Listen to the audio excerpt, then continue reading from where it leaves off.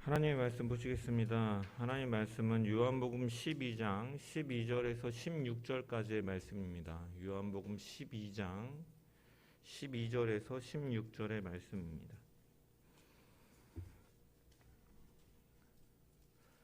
하나님의 말씀을 제가 봉독합니다.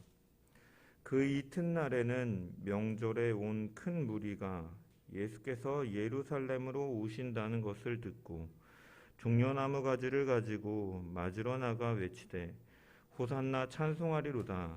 주의 이름으로 오시느니 곧 이스라엘의 왕이시여 하더라.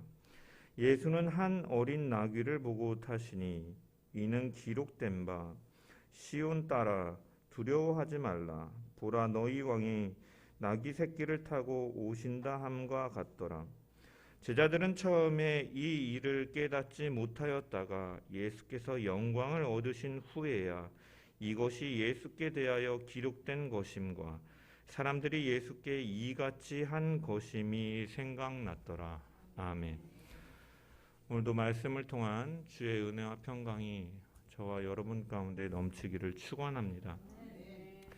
오늘은 종려주일로 예배하고 있는데, 종려주일은 예수님의 고난 주간이 시작되는 첫째 날입니다.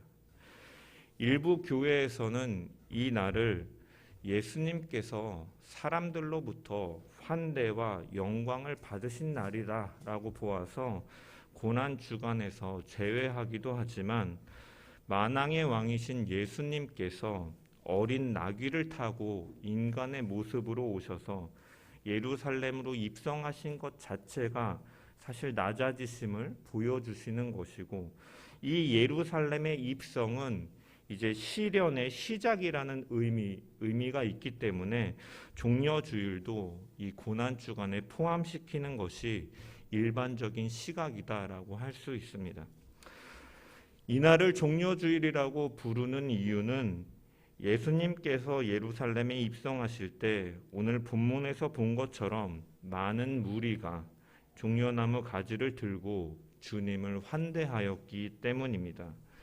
12절부터 13절을 보면은 그 이튿날의 명절에 온 큰 무리가 예수께서 예루살렘에 오신다는 것을 듣고 종려나무 가지를 가지고 맞으러 나가 외치되 호산나 찬송하리로다. 주의 이름으로 오시느니 곧 이스라엘의 왕이시여 하더라 라고 기록되어 있습니다. 사실 다른 복음서에는 종려나무라고 기록되어 있지 않고 나뭇가지라고만 기록되어 있는데, 이 요한복음의 기록을 토대로 우리가 이것을 종려주일이라고 부르고 있는 것이죠. 본문에 등장하는 종려나무는 대추야자로 이제 한 키가 한 12m에서 한 20m까지 자라는 나무이고, 줄기는 단단하고 가지는 없고 잎사귀만 있는, 그래서 그 잎사귀는 한 1.2m에서 한 2m 정도에 이르는, 그래서 우리가 어떤 나무냐 생각하면 야자수 나무를 생각하시면 됩니다. 그래서 이 종려나무는 어떠한 의미를 가지고 있냐면 의인이라는 의미를 가지고 있고, 그리고 이제 여인의 이제 다산을 상징하는 것으로 고대 사람들은 받아들이고 유대인들은 생각하고 있었습니다. 왜냐하면 이 종려나무가 하늘로 이제 곧게 이렇게 솟아 있기 때문에 하나님에 대한 의의 자세, 하나님과의 바른 관계, 하나님과의 바른 태도를, 그러한 마음가짐을 생각나게 하기 때문에 이 종려나무는 의인과 연결시키기도 하고, 그 나무에 많은 열매들이 주렁주렁 맺히기 때문에 여인의 어떻게 보면 그 신의 가장 최고의 축복이라고 여기는 이 다산을 상징하는 것으로 그들은 생각하였던 것입니다. 그리고 또한 전투에서 승리하고 돌아오는 장군이나 왕을 맞이할 때 흔들었기 때문에 이 종려나무는 또한 승리를 상징하기도 하는 것이죠. 그래서 우리가 구약 성경을 보면 시편을 보면은 이 의인을 종려나무에 비유하였습니다.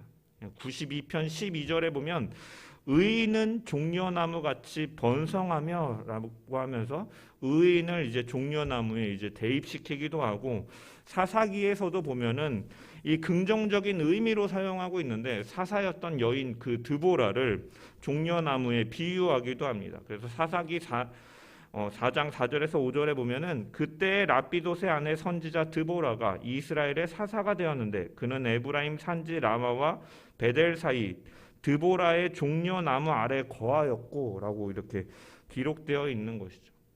그래서 이러한 개념은 신약 성경에서도 동일하게 사용되는데 이제 요한계시록을 기록한 요한은 요한계시록 7장에 보면은 7장 9절에서 10절의 말씀을 보면 이렇게 기록합니다.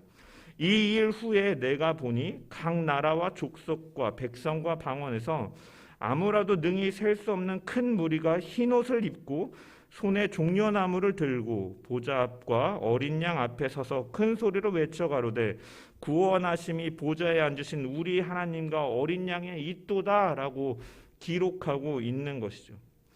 천국의 흰옷을 입은 많은 성도들이 이 그리스도와 하나님 보좌 앞에서 종려나무 가지를 흔들며 찬양하고 있다고 그는 환상 중에 보았다라고 기록하고 있는 것입니다.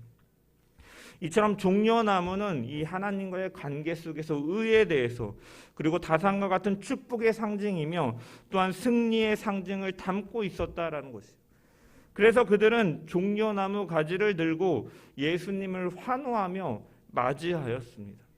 그런데 여러분 흥미롭게도 그들이 들었던 종려나무에 담긴 그들의 기대는 예수님께서 십자가를 통해 이루려 하신 이 영광과는 사실은 정반대였다라는 것이죠. 오늘 본문과 병행해서 기록하고 있는 이 공관복음들을 살펴보면 사람들이 예수님이 입성하실 때 옷을 벗어서 예수님이 타신 나귀 위와 길 위에 깔았다라고 기록하고 있습니다. 사람들이 옷을 벗어서 그 사람이 가는 길을 깔았다라는 것은 그를 왕으로 인정하고 높이는 행위입니다. 즉 이 무리들은 어떠한 의미로 예수님을 왕으로 바라봤냐면 자신들을 구원해 줄 현세적인 왕으로 보았어요. 그래서 그들은 13절의 말씀처럼 주의 이름으로 오시는 이 곧 이스라엘의 왕이시여라고 환호했던 것이에요. 다윗의 후손으로서 왕으로서 이스라엘의 왕으로서 자신들을 해방시켜줄 메시아로 그들은 정치적인 메시아로 여겼던 것입니다. 그러면서 그들은 호산나라고 외쳤어요. 호산나 무슨 의미입니까? 구하옵나니 지금 구원하소서라는 의미입니다. 지금 구원하소서.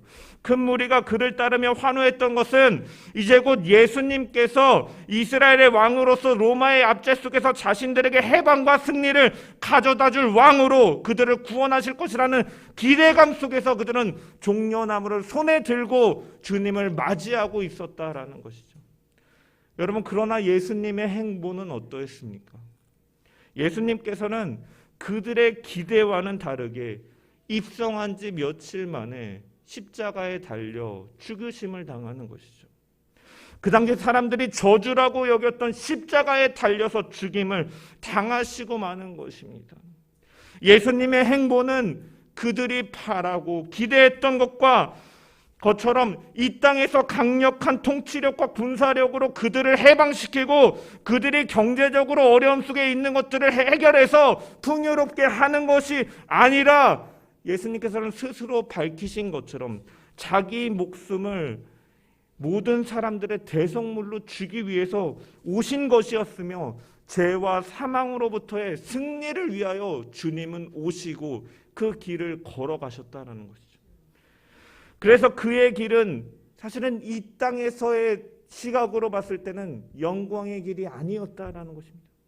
마태복음 20장 28절에 보면 인자가 온 것은 섬김을 받으려 하는 것이 아니요 도리어 섬기려 하고 자기 목숨을 많은 사람 내 대성물로 주려 함이라 라고 말씀하고 있는 것과 같이 오히려 낮아지셨고 섬기셨다라는 것입니다.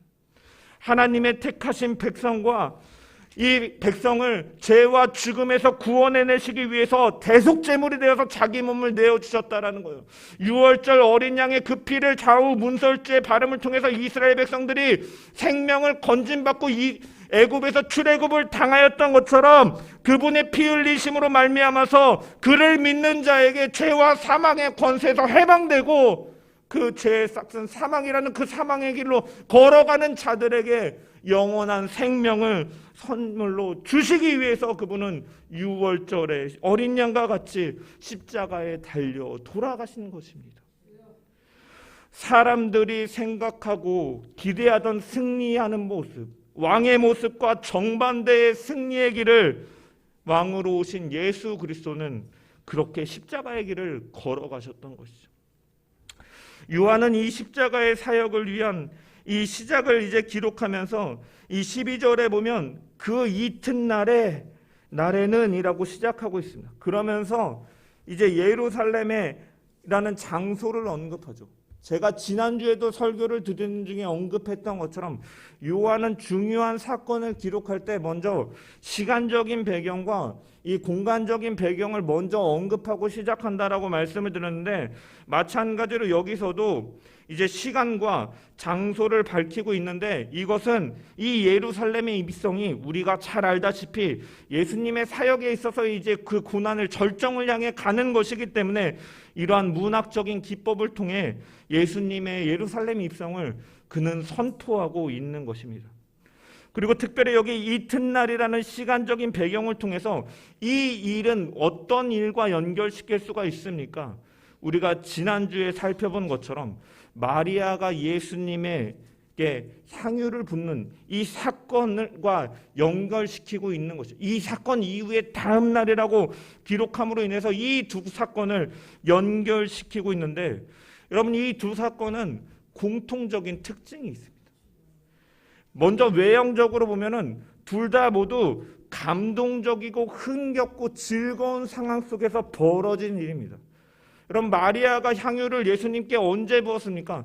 베다니에서 그를 향해 잔치가 벌어질 때 주님을 사랑하는 마음으로 옥합을 깨뜨려서 그는 예수님에게 부었습니다. 마찬가지로 예루살렘 입성 역시도 많은 사람들이 이제 열광하는 가운데 왕으로서의 면모를 드러내는 장면이다라는 것입니다. 외형적으로 보기에는 그렇다라는 것이요. 그런데 여러분 내면적으로 들어가 보면, 의미적으로 들어가 보면 이 두 사건은 모두 예수 그리스도의 죽으심과 연관되는 특징이 있다라는 것입니다. 마리아가 향유를 부은 사건은 그는 알지 못하고 한 행동이었지만 그 십자가를 예수님의 장사를 의미하는 것이다라고 주님께서 말씀하신 것처럼 그러한 의미를 가지고 있는 것이고, 오늘 본문의 예루살렘 입성 사건도 인류의 죄를 담당하시기 위해서 죽으시기 위하여 자신의 죽음의 현장으로 나아오는 예수님의 그 의미를 보여주고 있다라는 것이죠. 이처럼 이 베다니의 이 향유 사건과 이 예루살렘으로 입성하는 사건에는 공통점이 있으면서 외형적으로 보기에는 화려하고 즐겁고 흥했지만 그 가운데는 사실은 주님의 죽으심이 있었다라는 것을 요한은 밀접하게 연결시키고 있는 것입니다. 명절에 온 큰 무리, 사람들은 이러한 외형적인 것에 집중했습니다. 수많은 사람들이 예수님이 오시는 것 중인 것을 알게 된 후에 그들은 설레이는 감정이 생겼어요. 특별히 여기서 맞으러 나갔다라는 것에 해당하는 이 헬라어를 직역해 보면, 그리고 그들은 그분과 만나기 위하여 나갔다. 여기 그분과라는 말이 분명하게 기록되어 있음을 통해서 이들의 설렘과 이들이 맞으러 나가는 것은 그냥 나가는 것이 아니라 그분으로 인하여 나갔다라는 것을 강조하고 있는 거예요. 원문을 보면은. 그래서 예수님으로 인하여서 그들은 흥분하고 서두르고 있는 모습을 암시하고 있는 것이죠. 여러분 왜 그러냐면 앞전에서 우리가 요한복음 11장에서 예수님께서는 죽은 나사로를 살리셨잖아요. 그러한 위대한 분을 만나기 위해서 그들은 서두르고 있었고, 그분을 들어오는 길가로 그들은 설레이는 마음으로 흥분된 상태로 나가고 있었다는, 그러면서 그들은 외칩니다. 여기 외치되라는 말은 헬라어로 직역하면 그리고 그들은 크게 소리 지르기 시작하였다라고 직역할 수가 있습니다. 이 외치다라는 것은 여기 특별히 소리 지르다라는 단어를요, 이 동사를 미완료 과거 시제로 사용함을 통해서 이제 예수님 등장 이전부터 이미 그들은 웅성웅성거리기 시작해요. 이미 등장 이전부터. 그리고 환호하면서 점점 열광하다가 예수님이 멀리서부터 나귀를 타고 들어오는 모습이 보이기 시작하면서 큰 소리로 그들의 환호성 끝나지 않고 계속해서 진행되고 있는, 쉽게 말해서 우리가 콘서트장에서 이 톱스타 가수가 이제 등장 전부터 사람들이 기대감을 가지고 와 하다가 그가 이렇게 짠하고 모습을 드러냈을 때 사람들의 큰 함성이 들리는 것처럼 이 예수님의 입성이 이러한 모습이었다라는 것입니다. 여러분, 그런데 중요한 것은 이러한 환호와 함성을 보내는 사람들은 사실은 예수님이 누구신지, 그분이 왜 오셨는지를 정확하게 알지 못하고 예수님을 향한 그들의 기대는 예수님이 하시고자 하는 그 길과 정반대였다라는 것입니다. 이스라엘 백성들은 식민지 상황으로 인해 경제적으로 힘들었어요. 이들은 예수님의 그 오병이어 사건을 통해서 많은 줄인 자들을 배불리 먹이시고 12광주를 남기시는 이러한 기적을 보면서 이러한 경제적인 문제를 해결하실 수 있는 메시아로 보았던 것입니다. 죽은 나사로를 살리신 예수님의 그 능력을 통해서 죽은 자도 살리시는데 우리를 이 로마의 압제 가운데서 구원해내지 못하겠느냐는 그러한 기대감을 가지고 주님을 바라보았다라는 것입니다. 하지만 그들은 예수님이 자신이 원하는, 자신들이 기대하는, 자신들이 바라는 메시아가 아님을 알게 된 이후에 그들은 급격하게 변하고 마는 것이죠. 바로 그 이 입성 당시에 그토록 예수님을 정말로 환호하고 열광하고 설레임으로 주님을 맞았던 그들이 며칠이 지나서는 그 예수님을 십자가에 못 박으라고 아우성거리고 분노에 차서 외치는 그 군중들이 되었다라는 것입니다. 여러분, 예수님이 죄가 없음을 알고 있던 총독 빌라도는요, 예수님을 놓아주려고 했어요, 처음에. 그러니까 그들은 하나같이 예수님을 십자가에 못 박아야 된다고 소리 지르고, 빌라도가 도대체 이 자가 무슨 악한 일을 하였기에 니들이 하느냐라고 물어도 무작정 그들은 주님을 십자가에 달려 죽게 하라고 말했어요. 심지어 그들은 빌라도가 이 사람, 예수님이 무고한 것을 아시니까 이 사람의 피에 대해서 나는 무죄하다, 나는 관계가 없으니 너희가 그것을 탕해라라고 말할 때도 그들은 예수님의 죽음에 대해서 뭐라고 말하냐면 그 피를 우리 자손들에게 돌려라 라고 말하면서 주님을 못 받게 하는 그런 외치는 사람들이 되었다라는 것이죠. 여러분, 이들의 태도의 변화에는 무엇이 원인이 된 거예요? 결국은 예수님이 자신들의 기대와 달랐기 때문에 이러한 행동의 변화가 나타나는 것입니다. 그들은 예수님을 단순히 정치적인 왕으로 이 메시아로 보았고, 그들이 기대하던 나라도 정치적인 것이었지만 하나님의 나라는 그러한 것이 아니었고, 예수님이 선포하시는 하나님의 나라, 영광의 길은 그런 길이 아니었기 때문에 그들은 실망하여서 이렇게 돌아서고 있다는 것입니다. 여러분, 정치는 이렇게 쉽게 변해요. 오늘의 적이 내일의 아군이 돼서 이 당에서 막 삿대질하고 손가락을 잘라버리겠다라고 말하던 사람이 갑자기 합쳐서 지지하고요. 알 수가 없는 게 정치를. 여러분, 이들은 정치적으로 바라보았기 때문에, 예수님을 바라보았기 때문에 그랬다라는 거예요. 예수님이 그러한 만왕의 왕이시지만 겸손의 왕으로 오신 것, 그가 이루실 구원은 무엇보다도 본질적인 이 죄로부터의 구원이고, 그가 세우실 나라는 이 땅에 이스라엘을 세우는 것이 아니라 하나님 나라를, 하나님의 통치, 하나님과의 바른 관계 속에서 의의 모습으로 살아가는 그 하나님의 나라를 선포하는 것을 그들은 알지 못했기 때문입니다. 여러분, 이것은 우리에게 굉장히 중요한 교훈을 던져주는 것이죠. 여러분, 주님에 대해서, 그리고 주님이 하시는 일에 대해서 하나님의 뜻과 하나님 나라를 바로 알지 못하고 살아간다면, 신앙생활한다면 주님을 버릴 수 있다는 것이에요. 여러분, 사람들이요, 예수님을 믿고 교회에 나오는 동기는요, 굉장히 다양합니다. 어떤 사람들은 내가 좋은 얘기 듣고 마음의 평안을 누리기 위해서 교회에 온다고 말하는 사람들도 있고, 어떤 사람들은 내가 지금 닥쳐있는 문제의 해결을 받을까 해서 나오는 사람들도 있고, 어떤 사람들은 현세의 어떤 그 물질의 풍요, 건강의 풍요, 이런 복을 받기 위해서 나오는 사람들이 있습니다. 여러분, 물론 하나님께서 그러한 복을 주실 수 있는 분이고 문제를 해결해 주실 수 있는 분이지만, 하나님은 그러한 수준에 그치는 것이 아니라, 예수님은 그러한 수준에 그치는 것이 아니라, 그가 오신 이유는 바로 우리를 죄와 사망으로부터 구원하신 메시아로 오셨고, 그 복음을 우리에게 전하여 주셨음을 우리는 바로 알고 바로 믿어야 된다라는 것입니다. 무당에게 나오는 것 같이 신앙생활하고 어떤 심리적인 침미 치료받는 것처럼 주님께 나오는 이러한 기대는 사실은 본질에서 벗어난 것이고, 그러한 사람들이 그러한 생각에 사로잡혀서 그리스도 안에서 그 죽음과 그분의 일하심과 그분의 뜻을 알지 못한다면, 예루살렘에서 그 주님을 환호하였던 사람들이 오히려 그를 배신하고 그 돌변할 수 있는 것처럼, 본질이 아닌 다른 것을 향한 기대는 결국 실망으로 다가올 수밖에 없고, 결국 그것으로 인해서 예수와 교회를 떠날 수 있음을 우리는 분명히 기억해야 된다는 것입니다. 여러분, 그래서 우리는 주님의 일하심, 주님의 뜻, 그분의 오심, 그리고 하나님 나라, 이러한 것들에 대해서 우리는 명확하게 바로 알고 바로 믿어야 되는 것이죠.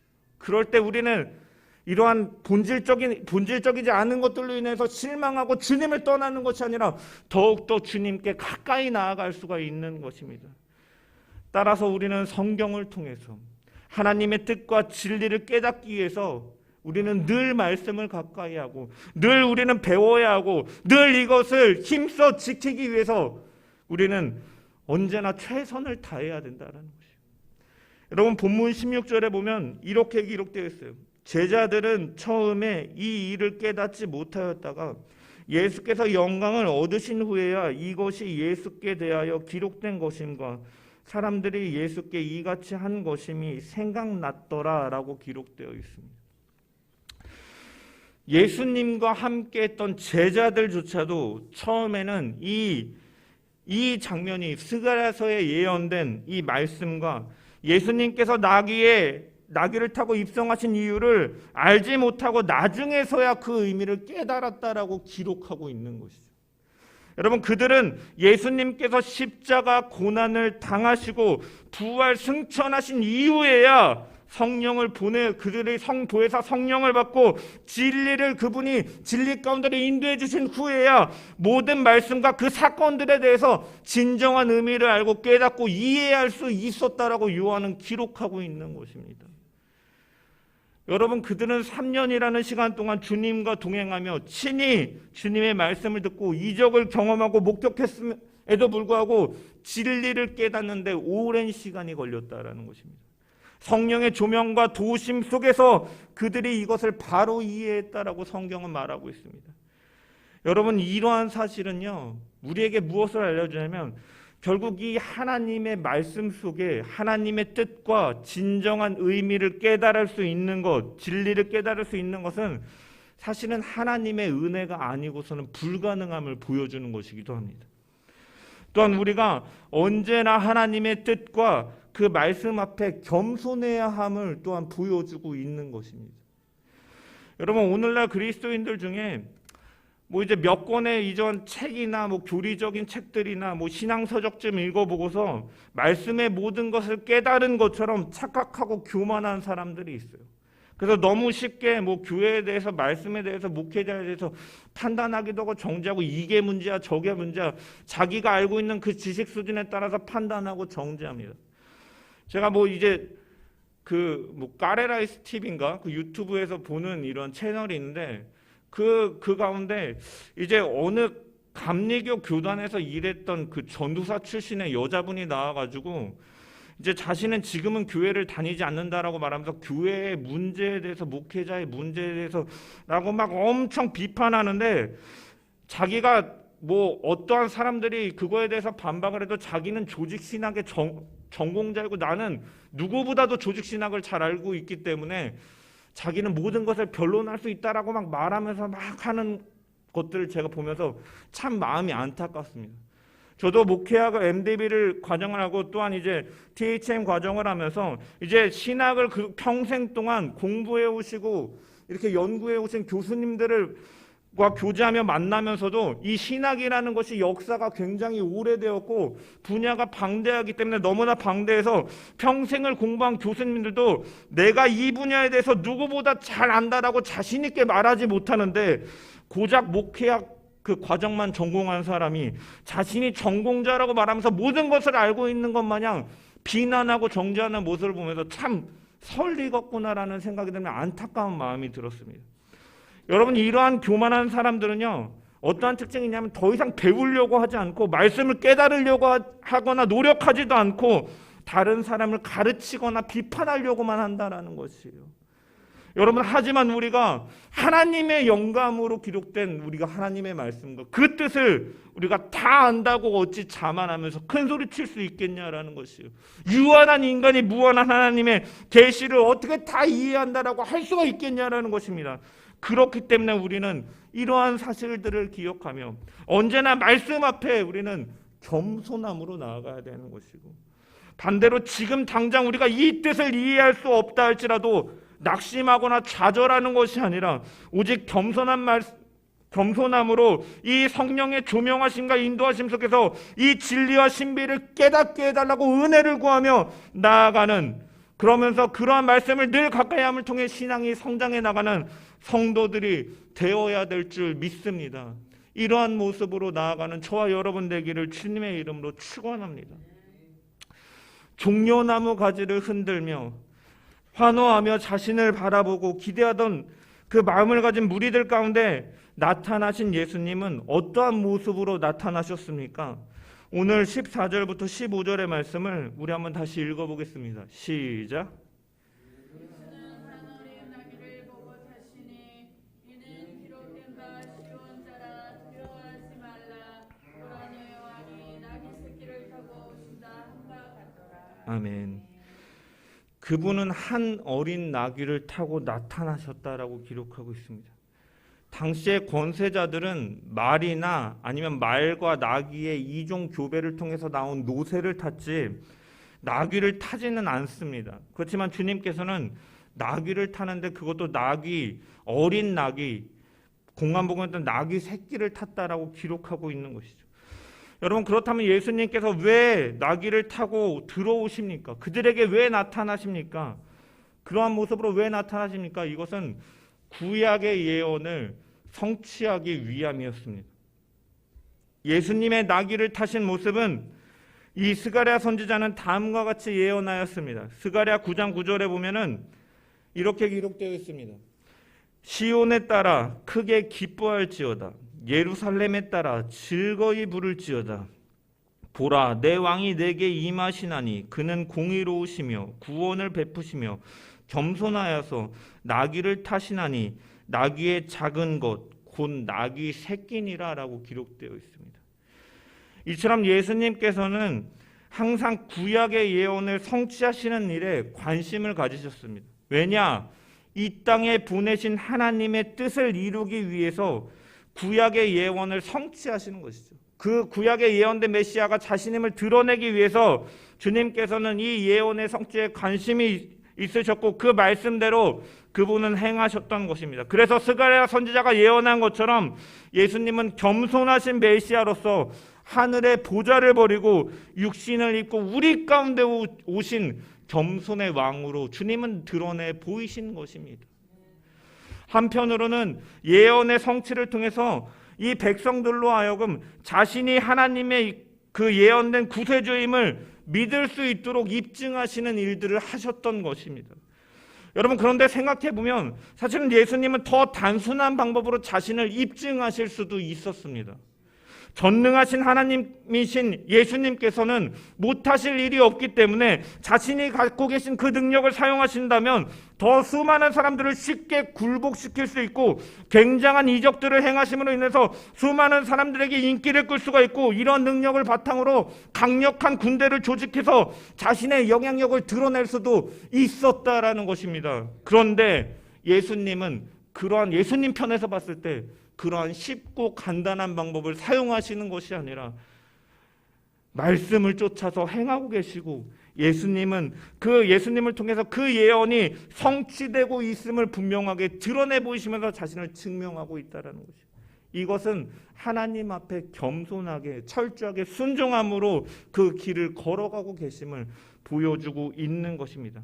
그리고 사람들에게 예수님 그 예언이 정확하게 성취되는 것을 확인하게 함을 통해서 예수님이 구주이심을 깨달아 스스로 마음을 열고 예수님을 믿는 것을 기대하시는 인격적인 주님의 모습인 것이지, 어떻게 보면 강력한 파워를 통해서 강제적으로 기계적으로 굴복시키는 그러한 메시아의 사역이 아니라, 자신을 증명하는 것이 아니라 보여주심을 통해서 그들이 스스로 깨닫고 마음을 열고 주님을 영접할 수 있도록 하는 인격적인 주님의 성품이 여기서도 드러나고 있는 것입니다. 그래서 주님께서는 사람들이 보기에 위험이 있고 압도될 만한 명말을 타거나 그런 말을 타고 입성하시는 것이 아니라, 화려함을 느낄 수 있는 병거를 타고 입성하시는 것이 아니라 작은 한 어린 나귀를 타고, 나귀 새끼를 타고 예루살렘으로 들어가시는 것이죠. 여러분, 당시의 나귀는요, 어떠한 용도로 사용하냐면 짐을 운반하는 용도로 사용했어요. 그래서 이 짐을 운송하기 위해서 그 나귀는요, 멍에를 지고 갑니다. 멍에를 지고. 그래서 나귀의 가장 큰 이 상징은 어떻게 보면 섬김과 봉사라고 할 수 있어요. 낮아지심, 섬김과 멍에를 짐으로 인해서 그들을 섬기고 봉사하는 상징이 있는데, 주님이 나귀를 타고 가신 것은 그들에게 이러한 모습으로 오셨다는 거예요. 섬기기 위해서. 인자가 온 것은 섬김을 받으려 한 것이 아니라 섬기려 왔다. 모든 인류를 위해서 대성물로 주기 위해 왔다라고 말씀하신 것을 그대로 실천하시면서 행동하시면서 본을 보이고 계신 것입니다. 그래서 그 나귀를 타신 것은 그분의 겸손과 순종함과 봉사와 섬김을 상징하는 것이죠. 그래서 바울은 빌립보서 2장 5절부터 8절에 이 모습을 본받으라라고 말하는 것이에요. 너희 안에 이 마음을 품으라. 곧 그리스도 예수의 마음이니 그는 근본 하나님의 본체시나 하나님과 동등됨을 취할 것으로 여기지 아니하시고 오히려 자기를 비워 종의 형체를 가지사 사람들과 같이 되셨고 사람의 모양으로 나타나사 자기를 낮추시고 죽기까지 복종하셨으니 곧 십자가의 죽으심이라. 이 주님의 순종과 섬김을 본받으라라고 바울은 권면하고 있는 것입니다.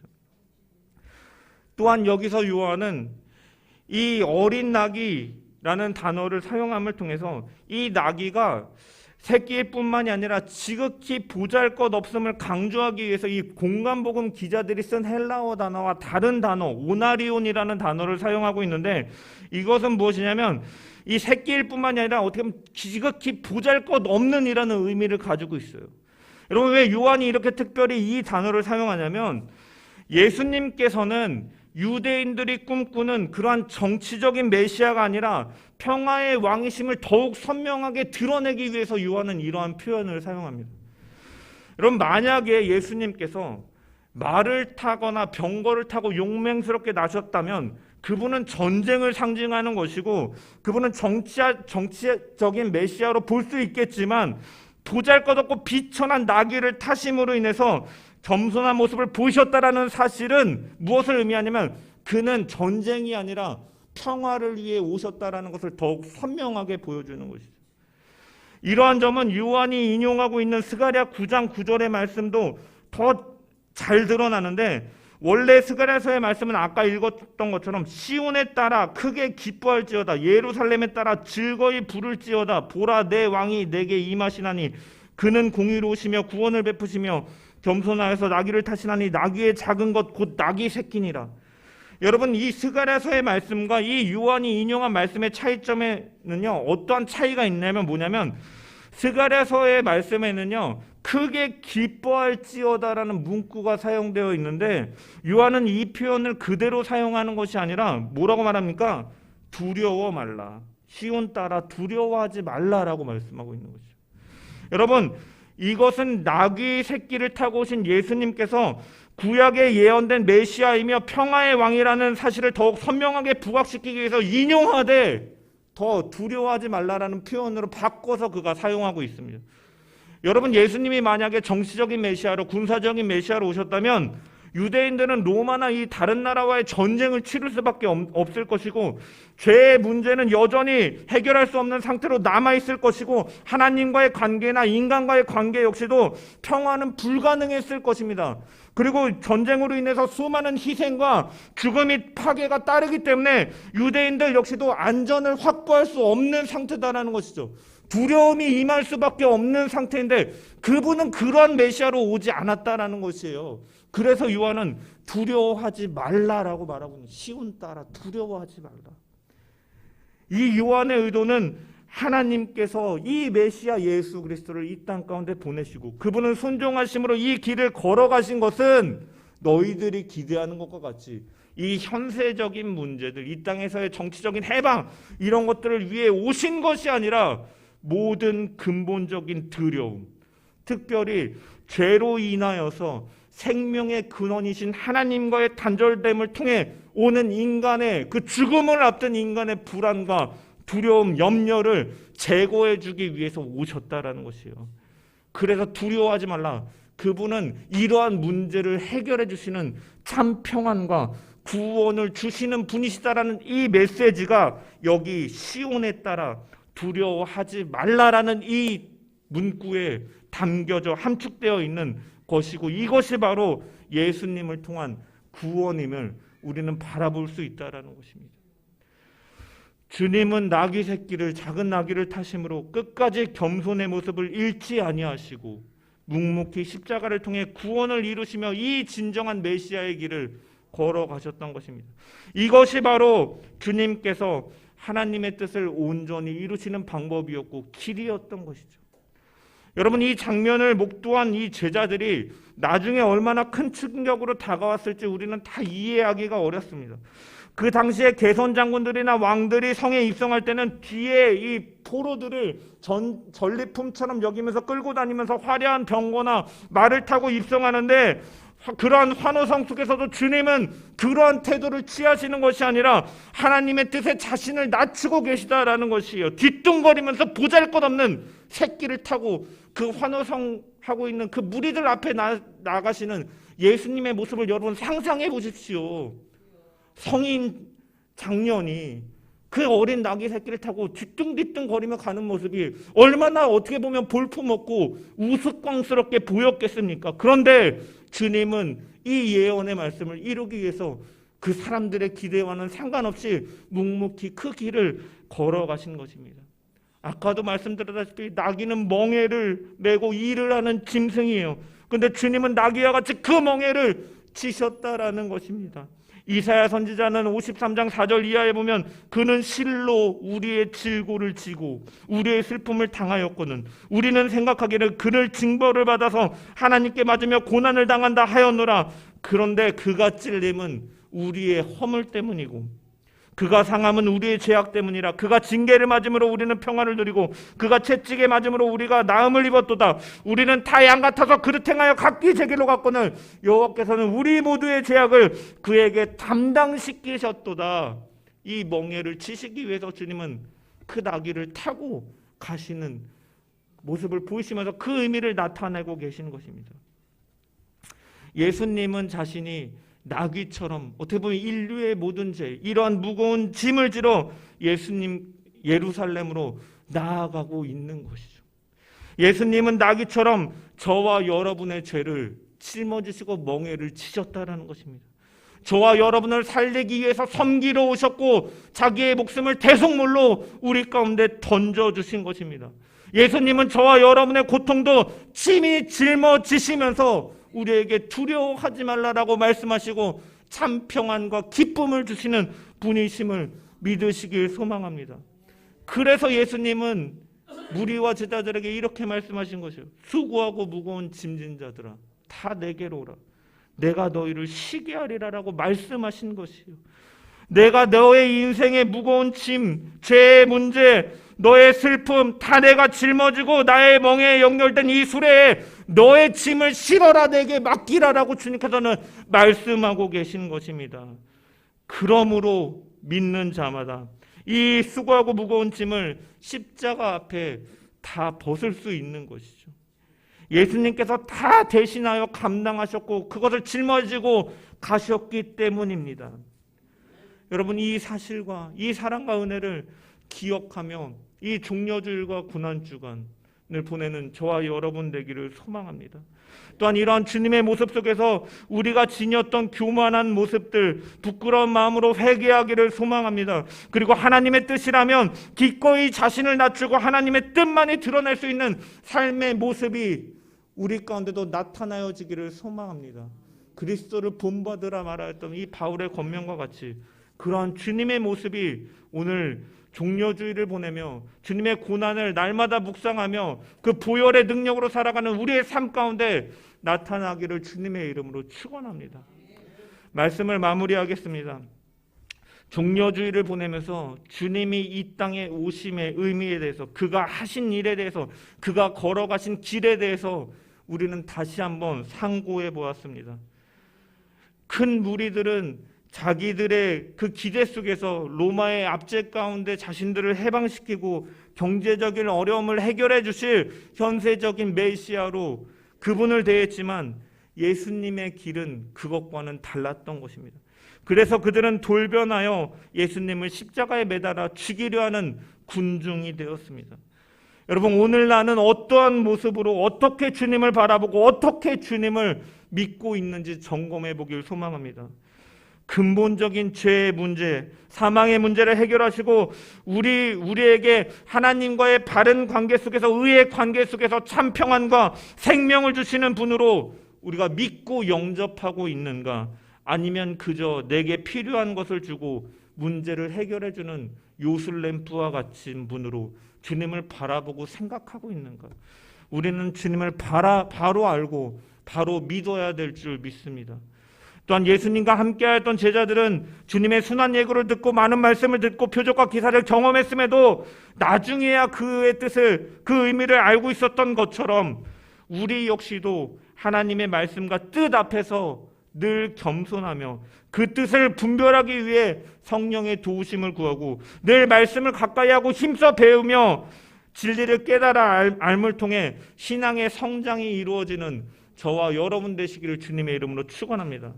무엇보다도 주님은 멍에를 지시기 위해 겸손함으로 순종함으로 나아가셨음을 기억하며 그 주님의 길을 따르는 우리 속에 교만함이 없는지를 살피고 하나님의 뜻 앞에 나를 내세우는 것이 아니라, 나를 드러내는 것이 아니라 오히려 나를 그 뜻 앞에 낮춤을 통해서 하나님만이, 하나님의 영광만이, 하나님의 뜻만이 삶 속에서 드러나는 저와 여러분 되시기를 주님의 이름으로 간절히 축원합니다.